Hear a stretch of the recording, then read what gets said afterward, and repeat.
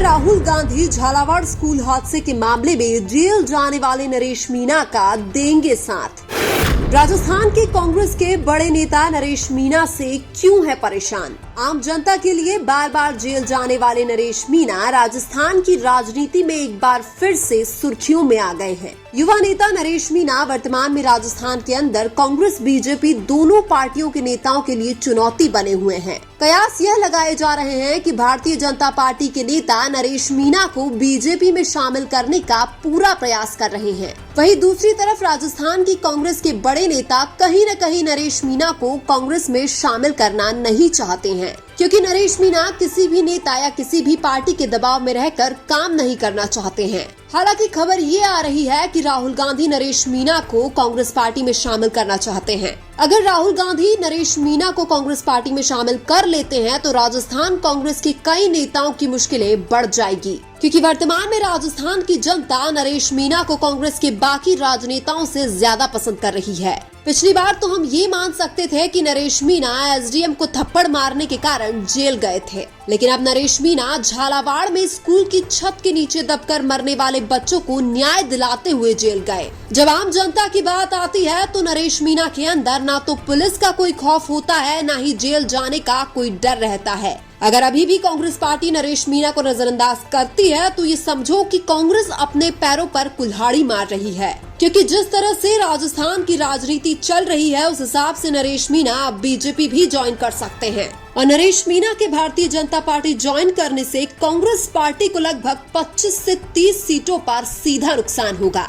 राजस्थान की कांग्रेस के सीनियर नेता अपनी राजनीति बचाने के चक्कर में कांग्रेस पार्टी को गड्ढे में डाल रहे हैं। सबसे बड़ी बात यह है कि नरेश मीणा भी बीजेपी के बजाय कांग्रेस पार्टी में आने को पहली प्राथमिकता देंगे, क्योंकि नरेश मीणा लंबे समय से कांग्रेस पार्टी से जुड़े रहे हैं और उनकी विचारधारा भी कांग्रेस पार्टी से मिलती जुलती है। अब सवाल यह है कि क्या राहुल गांधी को यह पता है कि राजस्थान के अंदर उनकी पार्टी में क्या चल रहा है? क्या राहुल गांधी को यह पता है कि कांग्रेस के सीनियर नेता जानबूझकर नरेश मीणा को कांग्रेस में शामिल नहीं करना चाहते हैं? क्या एक युवा नेता नरेश मीणा की आवाज कांग्रेस के सबसे बड़े नेता राहुल गांधी तक किसी ने पहुंचाई है या नहीं? क्या राहुल गांधी को यह पता है कि नरेश मीणा को कांग्रेस में शामिल करने से उनको राजस्थान में बहुत बड़ा फायदा होगा? क्या राहुल गांधी एक ऐसे युवा नेता को कांग्रेस में शामिल नहीं करना चाहेंगे जो उनको 25 से 30 सीटों पर सीधा फायदा करेंगे? क्या राहुल गांधी उस नरेश मीणा को कांग्रेस में शामिल नहीं करना चाहेंगे जिनके साथ युवाओं की एक अपनी फौज है?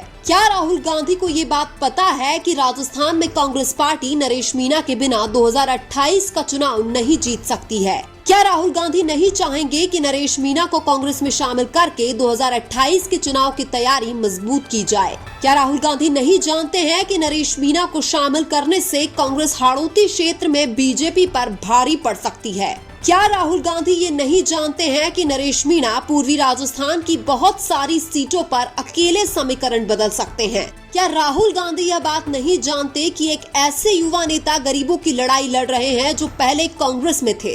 हालांकि हम यह जरूर कह सकते हैं कि राजस्थान की कांग्रेस के सीनियर कहीं न कहीं राहुल गांधी को गुमराह जरूर कर रहे हैं। राजस्थान में कांग्रेस पार्टी के लिए जितने जरूरी गहलोत, पायलट, डोटासरा और टीकाराम जूली है, उतने ही जरूरी नरेश मीणा है। पिछले 1 साल में नरेश मीणा ने अपने संघर्ष के दम पर राजस्थान में अपनी एक अलग ही पहचान बना ली है। जिस तरह से सचिन पायलट और गहलोत के बिना राजस्थान में कांग्रेस का चुनाव जीतना बहुत मुश्किल है, उसी तरह से नरेश मीणा के बिना भी कांग्रेस पार्टी का राजस्थान में सरकार बनाना बहुत मुश्किल है। यानी कि कांग्रेस पार्टी अपने सभी जन आधार वाले नेताओं को साथ लेकर चलेगी तो ही 2028 में सरकार बना पाएगी। और वर्तमान में हम यह भी कह सकते हैं कि नरेश मीणा तो विपक्ष की भूमिका निभा रहे हैं, लेकिन कांग्रेस नहीं निभा रही है।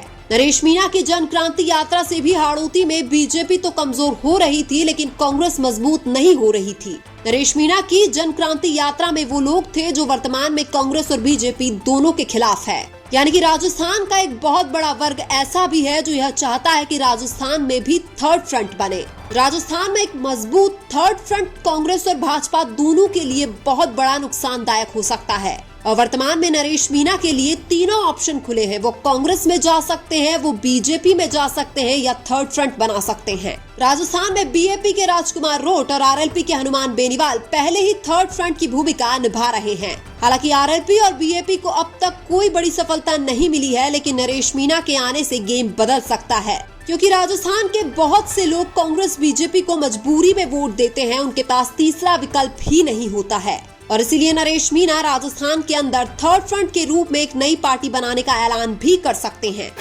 लेकिन आपको क्या लगता है, नरेश मीणा को कौन सी पार्टी में जाना चाहिए या फिर थर्ड फ्रंट बनाना चाहिए? कमेंट करके जरूर बताइए।